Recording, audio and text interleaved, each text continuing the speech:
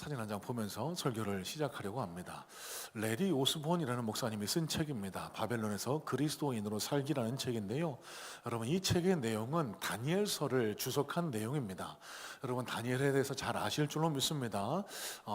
바벨론의 포로로 끌려갔던 다니엘이요, 바벨론과 페르시아에 걸친 오랜 세월 동안 그리스도인의 정체성을 잃지 않았습니다. 그래서 하나님의 도우심, 하나님의 동행하심 가운데 이 식민 제국 가운데서도 승승장구 하나님의 이름을 드러내는 그런 하나님의 권속으로 승리의 모습을 다니엘서는 우리에게 전해주고 있는데요. 자, 여러분, 이 책의 저자가 우리에게 이렇게 항변합니다. 우리가 살아가는 이 세상이 다니엘이 살았던 바벨론과 너무 흡사하지 않느냐고요. 여러분, 가치가 뒤섞이고요, 이 세상 속에서 하나님보다 물질이, 그리고 또 내 자신이 더 중요하다라고 여기는 물신주의와 자기중심주의의 시대가 바벨론의 시대였고요, 또 지금 우리가 살아 숨쉬고 있는 이 시대의 모습이 바로 그 모습이 아닐까 생각을 하게 됩니다. 자, 이런 환경 속에서 저자인 레리 오스본은요, 이 책을 통해 중요한 질문 한 가지를 독자들에게 던지고 있습니다. 바로 이 질문인데요, 나는 그리스도인으로 오늘을 살아가고 있는가? 라는 질문입니다. 다시요, 나는 그리스도인으로 오늘을 살아가고 있는가? 라는 질문. 여러분, 앞서 말씀드렸듯이 다니엘은요, 환경과 관계없이 풀무불 속에서도 사자굴 속에서도 하나님께서 이 나를 통치하신다는 사실을 인정했고요, 그 결과 하나님의 놀라운 역사를 경험하고 하나님의 이름을 알렸던 사람이 다니엘이었습니다. 자, 여러분, 이 다니엘이 살았던 바벨론과 오늘 우리가 읽고 있는 사사기서의 환경이 매우 흡사합니다.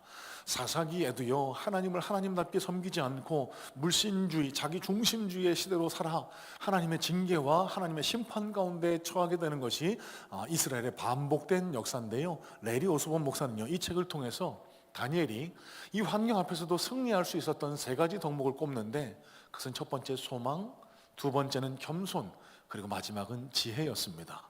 자, 여러분, 오늘 말씀을 통해서 저는 간절히 소망하기는요, 이 예배에 참여하신 모든 성문의 성도님들에게도 다니엘과 같은, 이 바벨론과 같은 세상 속에서 승리할 수 있는 소망과 겸손과 지혜의 능력을 갖추어 나가시기를, 오늘 말씀을 통해서 하나님께서 이 맥락으로 우리에게 가르치기를 원하시고 전하기를 원하시는 하나님 나라의 교훈은 무엇인지를 잘 함께 깨달아 우리 삶과 심령 속에 품을 수 있는 우리 모든 성문의 성도님들 되시기를 주님의 이름으로 소망하고 축복합니다. 자, 10절 말씀 다시 한번 보겠습니다. 10절입니다. 그 세대의 사람도 다 그 조상들에게 돌아갔고 그 후에 일어난 다른 세대는 여호와를 알지 못하며 여호와께서 이스라엘을 위하여 행하신 일도 알지 못하였더라. 여러분, 지난 시간부터 우리는 사사기를 살펴보고 있는데요, 사사기의 특징, 제일 마지막 구절, 마지막 절에 포함되어 있다라고 말씀드린 바 있습니다. 사사기 21장 25절에 이런 말씀이 기록되죠. 그때에 이스라엘의 왕이 없으므로 각기 자기 소견에 오른 대로 행하였더라라는 말씀이 사사기서 21장 25절에 기록이 됩니다. 왕이 없으니까 각기 자기 소견에 오른 대로 행하고 살았다. 이게 무슨 뜻이라고요? 내가 왕이 되어 살았다는 겁니다. 여러분, 이 결과 하나님을 모시고 살아야 할 그리스도인, 하나님을 모시고 살아야 할 하나님 나라 백성인 이스라엘 백성들, 여러분, 세상에서 어울려 살아갑니다. 그 결과 하나님의 징계를 받습니다. 심판을 받아요. 그러면 눈물을 흘려 돌이키고 하나님이 그들을 구원하시는 역사, 그래서 사사기를 관통하는 사이클이 있다고 말씀을 드렸습니다. 타락, 징계, 회개, 회복. 여러분, 이 사이클이 무려 350에서 400여 년 동안 이어지게 됩니다. 자, 여러분, 그래서 이 사사시대를요, 많은 성경학자들은 이스라엘이 경험했던 가장 어두웠던 암흑기라고 그렇게 기록을 하게 되는데요, 여러분, 오늘 10절 말씀에 왜 이런 일이 발생했는가 중요한 단서 하나를 우리는 깨닫게 됩니다. 왜일까요? 신앙교육의 실패였습니다. 이 이스라엘 백성들이요, 자기의 자녀들을 믿음으로 길러내지를 못했던 겁니다. 여러분, 이스라엘 백성들이 누굽니까? 애굽의 압제, 430년간의 애굽의 압제에서 모세를 통해 구출받은 사람들입니다. 40년 동안 광야 생활을 하면서 하나님의 먹이심, 입히심, 돌보심을 경험했습니다. 하나님의 율법을 신의 산으로부터 받아 그 율법을 살아가는 법을 체득했던 사람입니다. 이제 모세는 죽고 여호수아를 통해서 가나안 정복 전쟁을 치렀습니다. 그 땅을 분배합니다.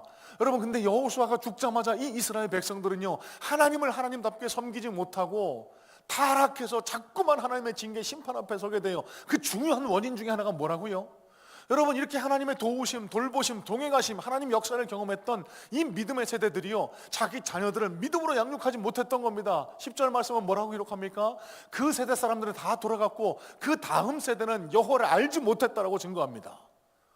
여러분, 신앙교육에 실패했다는 거예요. 우리 어머니 아버지가 섬겼던 하나님을 우리의 자녀들은 알지 못한다는 겁니다. 그러다 보니까 세상 가나안과 접해서 가나안 사람들과 어울려 살아가면서 하나님을 섬기고 살아가지 못한 결과 이 비참한 암흑의 시대를 살아갈 수밖에 없었다는 것. 여러분, 또 말씀드립니다. 하나님께서 저와 여러분들을 구원하신 목적, 그 의미에는요, 저와 여러분 한 개인의 구원도 포함되어 있습니다. 이 땅에서도 하나님의 은혜를 누리고 하나님 나라 가서 영원한 복을 누리는 것, 여러분 이것도 있지만요, 이건 좁은 의미의 구원입니다. 저와 여러분들에겐 주어진 사명이 있어요. 어떤 사명일까요? 좁게는 우리 가정, 나를 통해 우리 자녀들이 하나님을 알게 하는 것, 넓게는 내가 속한 그곳에 하나님 나라를 전파하는 것, 그곳이 하나님 나라가 되게 하는 것, 여러분 이것이 우리를 하나님 나라 백성으로 부르신 하나님 구원의 목적이다라고 누차 거듭 반복해서 말씀을 드립니다. 여러분, 이런 맥락에서 저와 여러분들의 가정에 신앙의 자녀가 잘 자라나고 있나를 살펴보실 수 있어야 돼요. 왜요? 우리의 가정이, 우리가 속한 교회가, 공동체가 여기 사사시대처럼 하나님을 알지 못해 끝없는 징계와 심판 가운데 괴로움을 당하는 그런 세대가 되지 않기 위해서요. 극작가 오스카 와일드의 말이 떠오릅니다. 와일드가요, 이런 말을 한 바가 있습니다. 하나님 없는 교육은 현명한 악마를 키우는 것과 같다고요. 다시요, 하나님 없는 교육은 현명한 악마를 키우는 것과 같다. 여러분 용서하십시오. 정말 공감 가는 말 아닙니까? 지금 이 시대가 점점 이 모습을 닮아가는 것 같아서 섬뜩할 때가 한두 번이 아닙니다. 저희 교회에도 아이들을 가르치는 교직에 계신 분들 많이 계신데요, 제가 종종 전해 듣습니다. 점점 선생님으로 살아가기가 참 힘이 들다고, 버겁다고. 왜? 교권이 완전히 무너져 내려서요. 여러분 왜일까요? 부모님들이 잘못 가르쳐서 그렇습니다. 선생님들의 권위를 인정하지 않고요, 선생님들 편보다 내 자식, 내 새끼가 더 중하다라고 그렇게 반응하고 가르치는 결과 아이들이 학교에서, 교실에서 선생님의 권위를 인정하지 않아요. 좀 우픈 얘기입니다. 제가 유튜브 동영상을 통해서 접하게 된 얘기인데요, 어느 학교에서 선생님이 아이가 하도 수업 시간에 떠드니까 좀 조용히 하라고, 좀 정숙하라고 얘기했답니다. 야, 좀 조용히 해. 그러니까 아이가요, 예, 이래야 마땅한데 그게 아니고 눈 동그랗게 뜨면서 왜 제가 조용히 해야 돼요? 좀 어이가 없었지만 선생님이 설명하는 겁니다. 야, 지금 수업 시간인데 다른 애들 공부해야 되니까 조용히 하는 게 맞지 않겠니? 너도 공부하는 게 맞지 않겠니? 저 이미 다 아는 건데요, 제가 왜 조용히 해야 돼요? 여러분, 이런 태도를 누구에게서 배우게 됐을까요? 부모님입니다. 내 자녀가 학교에서 혼나고 오면은 득달같이 전화해서 선생님한테 항의하는 일이 비일비재한다라고 해요. 나도 안 혼내는 내 새끼를 왜 혼내느냐고, 왜 벌 주느냐고. 여러분 용서하십시오. 저와 비슷한 세대 혹은 그 윗세대를 거쳐가셨던 분들, 학교에서 많이 혼나고 자랐습니다. 많이 맞고도 자랐습니다. 물론 이유 없는 감정이 섞인 폭력은 근절돼야 합니다. 하지만요, 여러분 교육에 있어서 빠져서는 안 될 것이 훈계입니다. 선생님의 훈계가 아이들한테 먹혀들지 않는다. 여러분, 이 아이가 자라나서 뭘 배워서 공동체의 훌륭한 일원이 되겠습니까? 여러분, 부모님들께 호소합니다. 우리 자녀가 교사님들의 훈계에 잘 순종할 수 있도록 그렇게 지도해 주세요. 공동체성을 배울 수 있도록 그렇게 지도해 주세요. 사회의 좋은 일원으로 자라나갈 수 있도록 그렇게 지도해 주세요. 여러분, 그게 저와 여러분들에게 맡겨진 1차적인 책무인 줄로 믿습니다. 여러분 왜일까요? 우리 자녀들 혼자 살아갈 수 없잖아요. 저와 여러분들이 평안한 삶을 누릴 수 있는 환경, 조건 뭡니까? 좋은 공동체 안에 속해 있기 때문 아닙니까? 그러기 위해서는요, 나만 바라볼 것이 아니라 공동체를 바라보고 함께 사는 사회를 바라볼 수 있는 눈을 길러줘야죠. 나만 잘 되면 잘 된다는 생각, 그 생각을 주입하기보다는 수단과 방법을 가리지 말고 남 위에 서서 남을 군림하고 복종시키고 너만 성공해라, 이게 아니라 그 사회의 좋은 일원이 돼서 다 함께 같이 잘 살아야 된다. 여러분 이 가치관을 가르쳐 주셔야, 그래야 우리 자녀들이 더 평안하게 더 행복하게 잘 살 것 아닙니까? 여러분 그러기 위한 1차적인 조건입니다. 교권에, 선생님의 권위에 잘 순종하며 따라갈 수 있는 아이들을 여러분 그렇게 지도해 주셨으면 좋겠어요. 여러분 교회에서도 마찬가지입니다. 여러분 이런 맥락에서 저와 여러분들의 가정의 자녀들은 잘 자라나고 있나를 한번 살펴봐 주셨으면 좋겠어요. 어떻게 하면 좋을까요? 오늘부터 앉혀놓고 막 훈계하고 선생님한테 대들면은 종아리 때리고 그래야 될까? 아니요, 여러분 그렇게 해서는 바뀌지 않습니다. 제가 늘 드리는 말씀입니다. 본을 보여주실 수 있어야 합니다. 하나님의 권위에 순복하는 모습, 하나님께서 세워주신 권위에 순복하는 모습, 그리고 나 자신 개인의 이기심을 따라서 살아가는 것보다 더 큰 공동체의 이익을 먼저 생각하며 그렇게 공동체를 위해 살아가는 모습을 보여주실 수 있어야 돼요.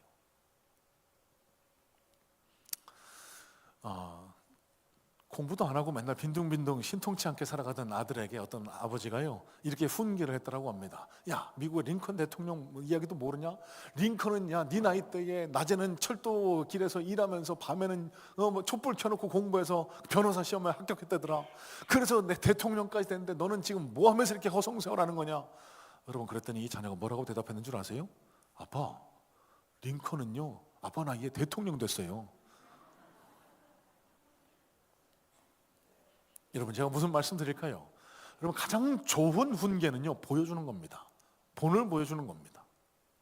여러분 이런 맥락에서 우리 자녀를 어떻게 믿음의 자녀로 양육할 수 있을 것인지, 여러분 우리 믿음의 자녀 양육의 어떤 헌장처럼 여겨지는 신명기서 6장 말씀을 한번 다 같이 살펴봤으면 좋겠습니다. 신명기 6장 4절로 9절인데요 좀 긴 구절의 말씀입니다만 여러분 잘 아시는 말씀입니다. 하나님의 말씀을 우리 삶과 심령에 새긴다는 의미에서 이 말씀을 다 같이 여러분 자막을 주목해 보시고요 다 같이 우리 한 목소리 한번 읽어봤으면 좋겠습니다. 하나님, 내가 이렇게 자녀를 가르치겠습니다. 이런 마음의 결단과 각오로 이 말씀을 같이 한번 합독했으면 좋겠어요. 자, 우리 다 같이 읽습니다. 시작. 이스라엘아 들으라. 우리 하나님 여호와는 오직 유일한 여호와시니 너는 마음을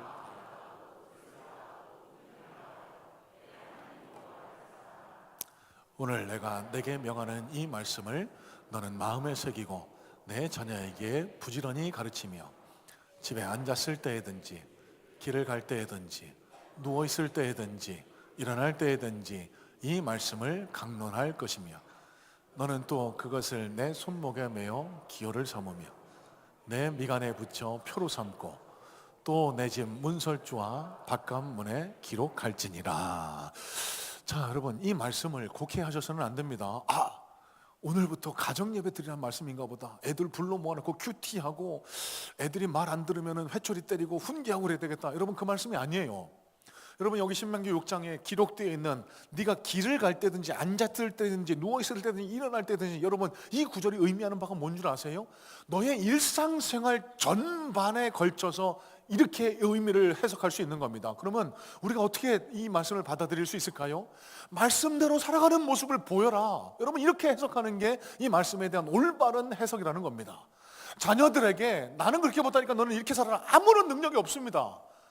너는 이렇게 살아야 된다. 여러분 그 이야기가, 훈계가 자녀들의 삶에 스며들지 않습니다. 살아내는 겁니다. 나 먼저 힘들어도 어려워도 하나님의 말씀대로 살아내고 애를 쓰는 겁니다. 길을 갈 때나 누웠을 때나 앉았을 때나 하나님의 사람으로 살아가기 위해서 애를 쓰고 노력하는 모습을 자녀들 그대로 보고 자라날 때 그들도 하나님을 모르는 다른 세대가 아니라 하나님의 말씀을 이어받은 다음 세대로 자라는 복이 저와 여러분들의 가정에, 우리 성문 공동체에 충만하게 임할 수 있게 되기를 주님의 이름으로 간절히 소망하고 축복합니다.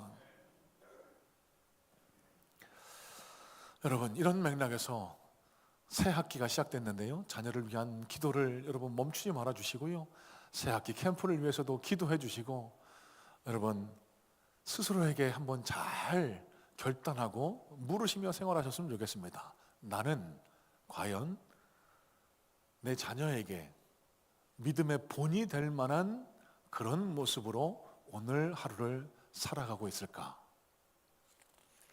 자, 두 번째입니다. 11절로 13절 말씀도 눈으로 보겠습니다.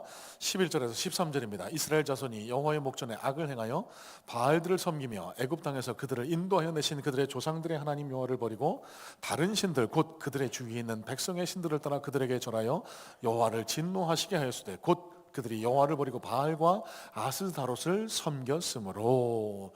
자, 이스라엘이 왜 이렇게 늘 힘든 시절을 살아갈 수밖에 없었을까? 늘 실패하고 넘어질 수밖에 없었을까? 여러분, 첫 번째 신앙교육의 실패고요, 두 번째 이유가 이 구절을 통해서 기록이 됩니다. 여러분, 이스라엘이요 우상신을 섬겼던 겁니다. 바알과 아스타롯을 섬겼던 거예요. 이스라엘이 누굽니까? 하나님의 백성입니다. 하나님의 자녀들입니다. 마땅히 하나님을 섬기고 살아야 할 이 이스라엘 백성들이요, 하나님을 여호와로 섬기지 않고 바알과 아스타롯을 섬겼대요. 여러분, 저와 여러분들에게도 숨겨진 바알과 아스타롯이 지금 내 삶과 심령 속에 있지 않은지를 한번 잘 살펴보시길 바랍니다. 목사님, 저는 교회 다녀요. 저는 기독교인이에요. 저 우상 안 섬겨요.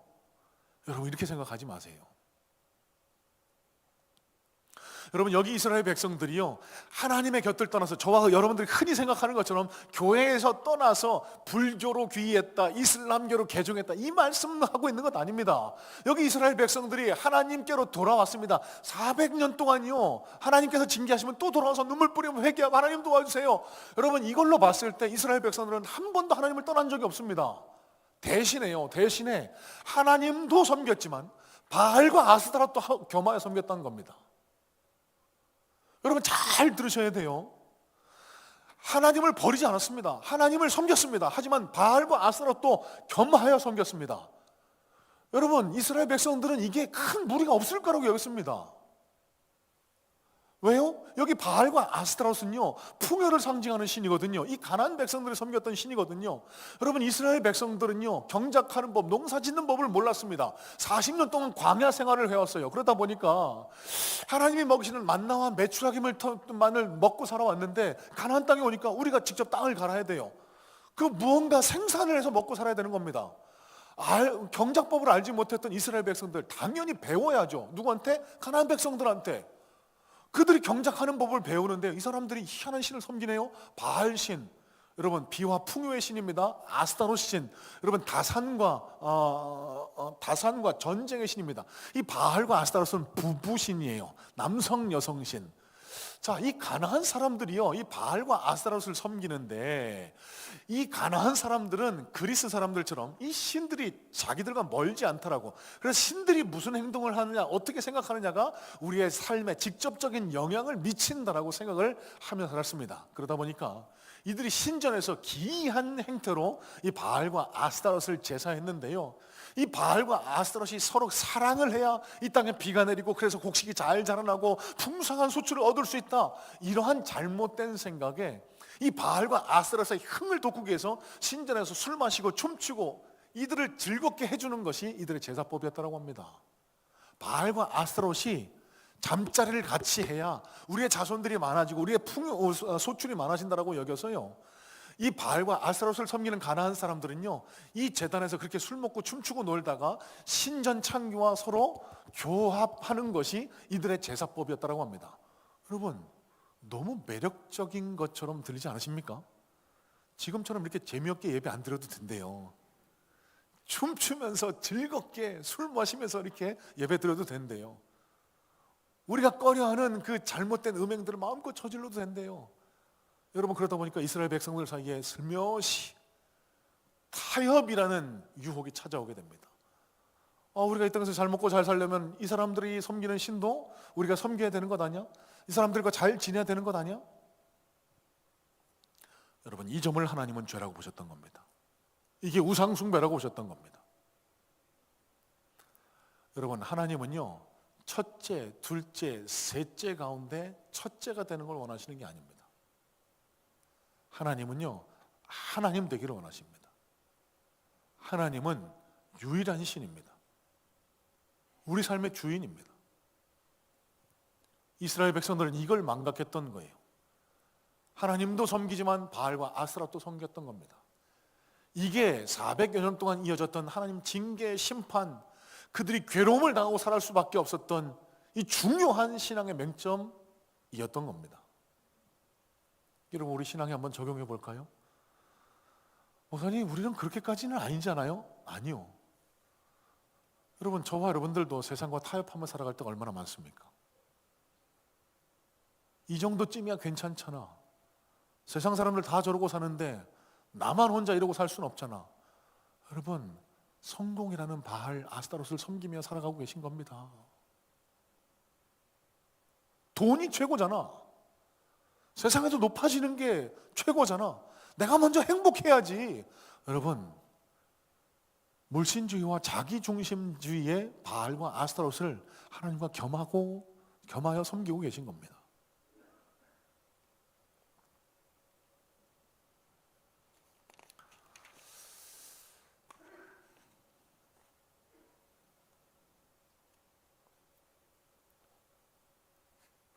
여러분, 잘 기억하세요. 사탄은요, 괴물 같은 모습으로 우리를 괴롭히는 그런 존재가 아닙니다. 성경에도 광명한 천사 같다라고 그렇게 기록할 정도로 야금야금 살금살금 하나님의 백성으로 하나님의 자녀답게 살아야 할 저와 여러분의 심령을 어지럽혀서 타협하게 만들고 섞여 살게 만들고 적당히 살게 만들고 바알과 아스타롯을 어느샌가 내 삶 속에 중심에 모셔놓고 하나님을 그 외곽으로 밀어내는 이런 모습으로 살아가게 우리를 이끌어 간다는 사실입니다.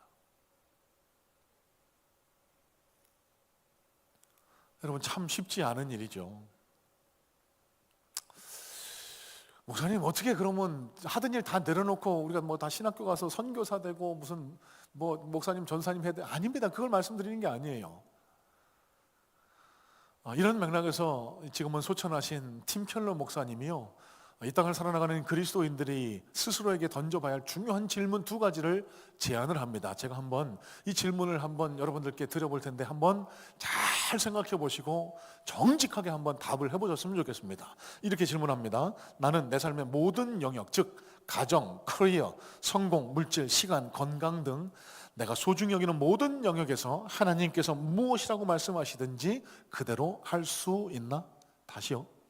나는 내 삶의 모든 영역, 가정, 커리어, 성공, 물질, 시간, 건강 등 내가 중히 여기는 모든 영역에서 하나님께서 무엇라 말씀하시든 그대로 할 수 있을까? 2번째입니다. 나는 하나님께서 내 삶 모든 영역에 무엇을 보내시든 그대로 받아들일 수 있나? 팀 켈러 목사님은 이렇게 이야기합니다. 이 2 질문에 한 가지라도 노라는 대답이 머릿속을 스친다라고 하면은 이미 그 심령 속에는 바알과 아스타롯이 자리하고 있는 거라고요.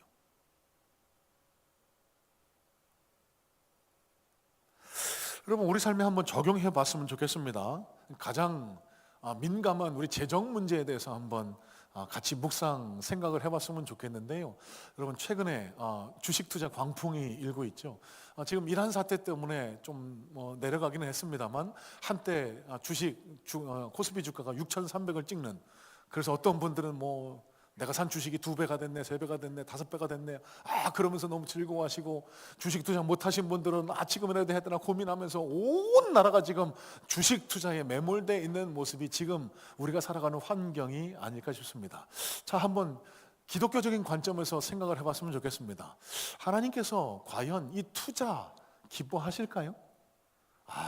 교회 가니까 또 괜히 주식하고 펀드하고 이런 거 하지 말라나 보다, 여러분, 그런 말씀 드리는 건 아닙니다.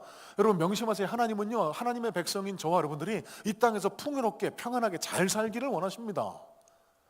여러분, 이런 관점에서 말씀드립니다. 투자하시는 게 무조건 잘못됐다 이렇게 생각할 수 없습니다.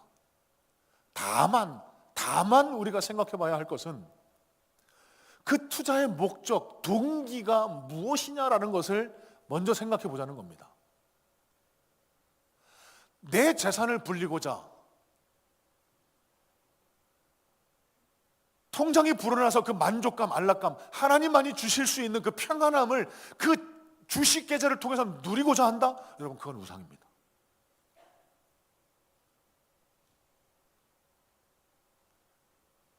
이 투자 잘해서 번 돈을 가지고 내 자녀에게 좋은 거 물려주고 세상에서 높은 자리에 올라간다. 여러분, 자기중심주의 우상을 섬기고 살아가는 겁니다.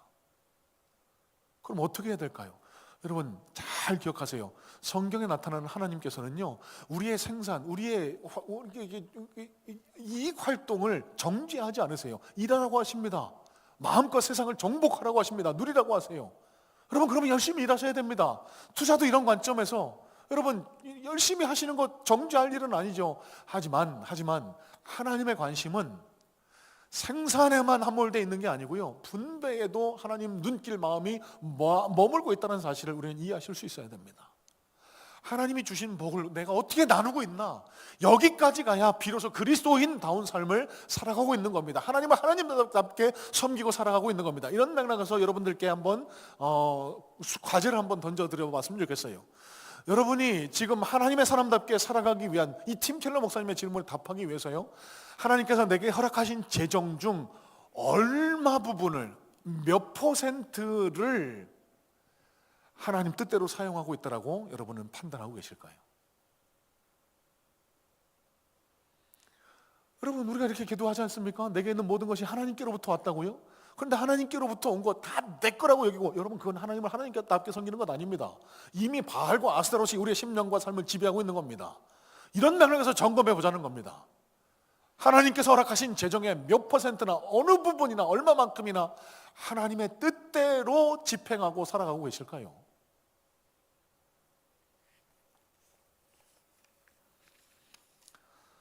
자, 마지막입니다. 사사기 3장 1절 그리고 4절 말씀도 볼 텐데요, 한번 잘 들어보세요. 여호와께서 가나안의 모든 전쟁들을 알지 못한 이스라엘을 시험하려 하시며 여호와께서 모세를 통하여 그들의 조상들에게 이르신 명령들을 순종하는지 알고자 하셨더라.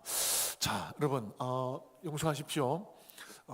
학창 시절 한번 머릿속으로 떠올려 보시면 좋겠습니다. 학창 시절에 학생이 자기 학업 능력을 성적을 올리기 위해서 가장 좋은 방법은 뭘까요? 목사님, 교과서 중심으로. 여러분, 이런 말씀 드리고 싶은 게 아니고요, 제가 갖고 있는 답은 이겁니다. 모의 시험을 여러 번 봐보는 겁니다. 그냥 그 참고서, 학습서, 교과서 공부할 때는 잘 들어오지 않던 게 시험을 자꾸 치르다 보면 이게 중요한 거구나, 포인트를 알게 되고요, 그러면서 진짜 시험에 대비할 수 있게 돼요. 여러분, 시험 참 곤혹스럽죠. 시험 전날 잠도 못 자고 피곤하고. 하지만 여러분, 이 시험이 주는 짜릿함도 있습니다. 열심히 물론 실패할 때가 많지만, 공부 안 해서 성적이 떨어지면 막 낙담도 되고 그러지만, 열심히 준비해서 내가 공부한 만큼, 그거보다 더 성적이 더 잘 나오고, 야, 성적이 이만큼 올랐다, 때로는 100점 맞았다. 여러분, 그럼 그 시험 성적표 받아들었을 때 얼마나 짜릿합니까? 그런 경험들 다들 있으시잖아요. 여러분, 신앙생활도 마찬가지입니다. 신앙생활 어떻게 하면 재밌게, 정말 그리스도인답게 살아갈 수 있는 줄 아세요? 매일매일 모의고사를 치르는 겁니다. 그런 맥락에서 하나님은 저와 여러분들에게 매일매일 시험 문제를 던져주고 있다라고 오늘 말씀은 우리에게 가르쳐 주는 겁니다. 여러분, 사사기 3장 1절 그리고 4절이 우리에게 뭘 증거하죠? 이스라엘이 당한 이 모든 과정들 하나님 시험이었다는 겁니다. 이 가나안 땅에서 하나님의 백성으로 살아가는지 그러지 못한지 하나님이 모의고사 테스트를 하셨다는 거예요. 그런데 이스라엘 백성들은 실패한 결과 그 땅에서 어렵게 살았다는 겁니다. 여러분, 지난주 나눈 말씀인데요, 가나안 땅, 하나님이 허락하신 땅입니다. 평안을 누려야 됩니다. 샬롬이 돼야 됩니다. 그렇지만 그런데 엔샬롬, 평안 없음의 시대를 살아갑니다. 괴롭고 힘들게 살아가요. 왜일까요? 하나님의 이 시험을 통과하지 못하기 때문에 그렇습니다. 공부 열심히 못해서, 시험을 잘 치르지 못해서 성적이 떨어지니까 막 그거 고민하는 것처럼 이 이스라엘 백성들이 그런 삶을 살았다는 거예요. 여러분, 저는 이런 맥락에서 소망합니다. 우리 함께 예배하는 모든 성도님들은 하나님께서 내어주시는 이 시험의 문제를 앞에 당당히 서셔서 시험 문제를 잘 치르시고 날마다 쑥쑥 성적이 성장해 나가는 모습을 보시고 하나님 앞에 칭찬을 누리고 짜릿한 기쁨도 누리고 평안의 삶을 살아가시는 우리 성문의 모든 성도님들 되시기를 주님의 이름으로 소망하고 축복합니다. 여러분, 성경적인 이야기 많이 나누는 것보다 제가 어떻게 적용하고 사는 날을 나누는 게 더 여러분들께 잘 이해될 듯 싶어서 좀 부끄럽지만 좀 나누려고 합니다. 제가 지난 주간 동안 나는 하나님의 어떤 시험 앞에 섰을까를 가만히 생각을 하고 묵상을 해보게 됐습니다. 실패한 건 많았죠. 근데 맨날 실패한 얘기만 하면 여러분 우울해하실까 봐 성공한 이야기도 좀 해볼까 싶습니다. 지난 월, 화, 수 우리 사역자님들과 사역자 수련회를 다녀왔거든요. 숙소를 얻었는데 그 숙소에 이제 방이 여럿 있습니다. 그러다 보니까 저는 이제 또 담임 목사고 부목사님들, 뭐 강도사님, 전도사님들 계시니까 그 있는 방 가운데 제일 좋은 방 목사님 쓰시라고 이렇게 내어주는 거예요. 이게 속으로는 그래, 이게 맞지. 근데 여러분, 제가 지난주에 뭐라고 설교했죠? 교회에 계급 없다고, 섬기는 곳이 교회라고. 이 목사가 돼갖고 말씀대로 살려는 노력조차 없으면 내가 어떻게 목사라고 할 수 있냐. 그래서요, 제가요 과감히 그 럭셔리한 방을 포기하고요, 2방은 침대방이고 나머지 1방은 바닥 온돌방이었거든요. 제가 온돌방 간다고, 바닥에서 자겠다고, 가서 침대에서 자라고. 잘했죠. 그러고 나서 제 마음에 평안이 몰려오는데 마치 하나님이 저를 이렇게 칭찬하시는 것 같았어요. 야, 그래, 잘했다. 이제 조금씩 변하는 것 같다. 아직 멀었지만 좀 더 열심히 노력해봐라. 얼마나 마음이 흐뭇하고 행복했는지 몰라요. 제가 만약 목사의 권위를 주장하면서 제일 좋은 방, 제일 널찍한 방을 차지하고 그렇게 편히 2박 3일을 보내고 왔다면 제 마음은 평안하지 못했을지 모르겠습니다. 여러분, 하나님께서 여러분들 앞에 제시하시는 시험이 지금 여러분들 코앞에 다가와 있습니다. 늘 드리는 말씀이지만 이 예배를 끝나고 나가시는 순간부터 사단이 우리를 시험할 겁니다. 아니, 하나님께서 하나님의 자녀다운 삶을 살아나가는지 그렇지 못하는지를 여러분들 앞에 시험 문제를 계속해서 제시하실 거예요. 여러분, 한번 이 과정을 재밌게 통과해 보세요. 하나님 말씀대로 그 문제를 한번 풀어보세요.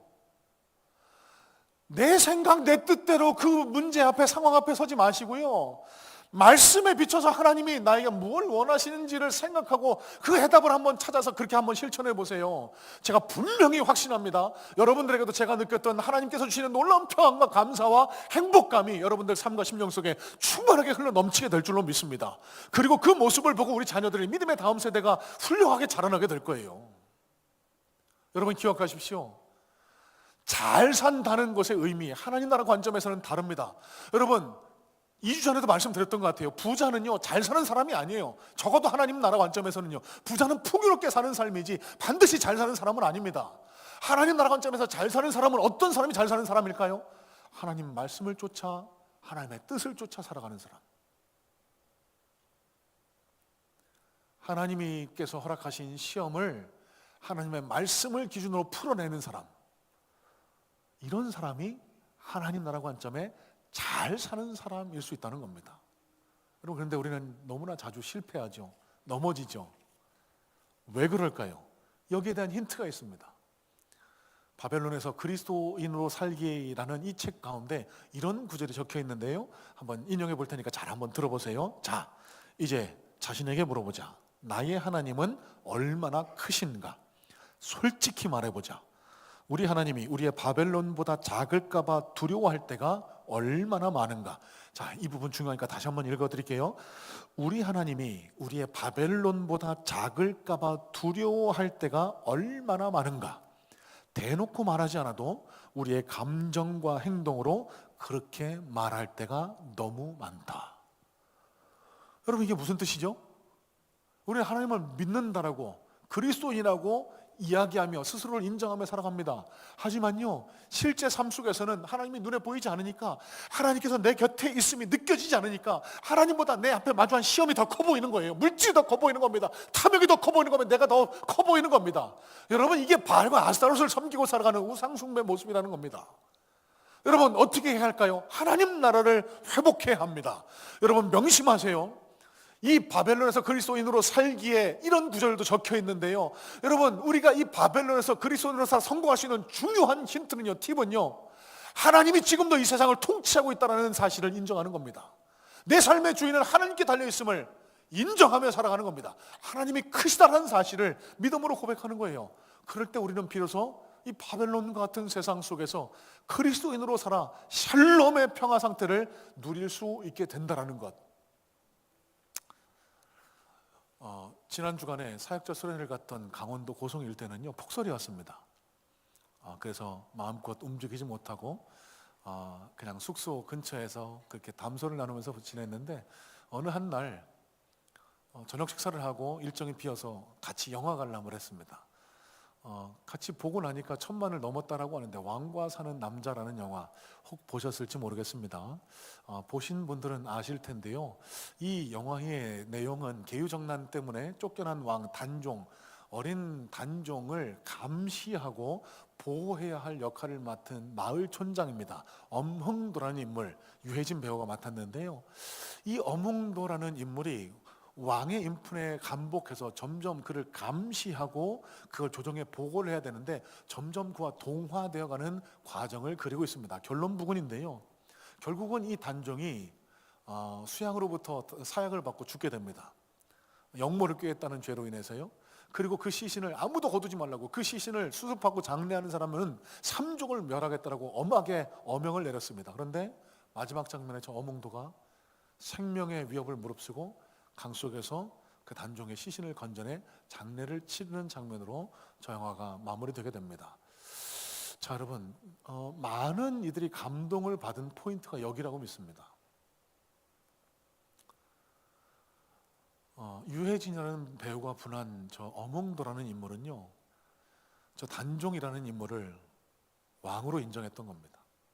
왕으로 받아들였던 겁니다.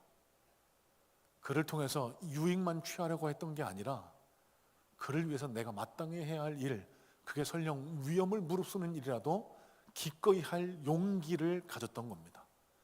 그래서 마지막 자막에 이런 글귀가 기록이 되는데 참 제 마음에 오래 남습니다. 이런 글귀인데, 엄흥도가 실제 했던 말이라고 전해지긴다고 합니다. 옳은 일을 하다가 화를 입는 것은 달게 받겠다. 옳은 일을 하다가 화를 입는 것은 달게 받겠다. 여러분, 많은 사람들을 감동시킨 포인트가 바로 여기에 있습니다. 여러분, 우리 신앙에 한번 적용해 봤으면 좋겠습니다. 우리가 어떻게 하나님으로부터 복과 은혜, 평안을 누릴 수 있게 될까요? 하나님을 감동시켜 드려야 됩니다. 그러기 위해서는 여느 이스라엘 백성들처럼, 다른 그리스도인들처럼 하나님과 바알과 아스타롯을 겸하여 섬겨서는 절대 하나님을 감동시켜 드릴 수 없지만, 하나님이 내 삶의 구주심을 인정합니다. 예수님이 나 때문에 이 땅에 오셨고 나를 위해 십자가를 대신 져주셨음을 내가 인정합니다. 그 예수님을 따라가는 길이 쉽지 않고 때로는 내가 불이익을 받을지 모르지만, 예수님, 나에게 베풀어 주신 그 은혜 때문에 오늘 하루 나도 예수님의 모습으로 이 한날을 살아가려고 합니다. 여러분, 하나님 감동하시지 않을까요? 이게 진짜 그리스도인의 삶의 모습 아닐까요? 이게 오늘 저와 여러분들이 이 땅 가운데 평안한 삶을 누리기를 원하시는 하나님께서 요청하시는 간곡한 하나님의 부탁이 아닐까요?